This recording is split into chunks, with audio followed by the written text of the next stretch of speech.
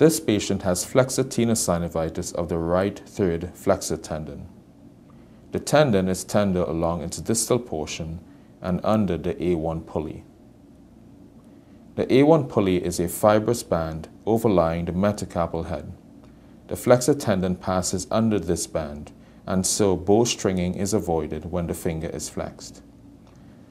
I can feel tendon crepitus as I flex and extend the finger. The aim is to inject around the tendon and sheath at or within the A1 pulley. Swelling and nodules can cause a trigger finger as the affected area gets caught at the A1 pulley. The point for injection of the third flexor is between the distal and proximal palmar creases. Mark the injection point with a retractable pen.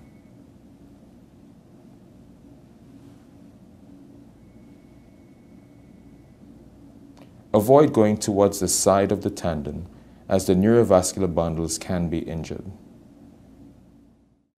These injections should always be done using sterile precautions.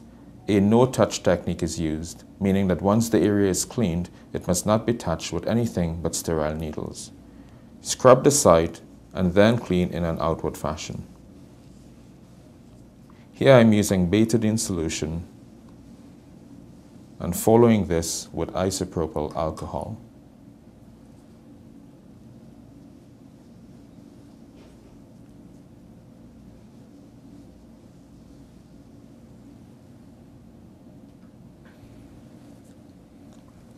I am using a 1 ml syringe with a 25 gauge needle and a mixture of 20 milligrams of depomedrol and 2% xylocaine to a maximum volume of 0.6 ml.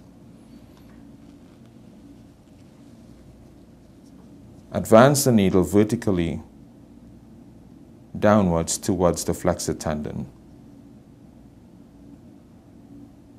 You can ask the patient to flex and extend the finger to make sure that the needle doesn't move. If the needle moves, this means that the needle is in the tendon and it should be withdrawn a little. Inject the solution.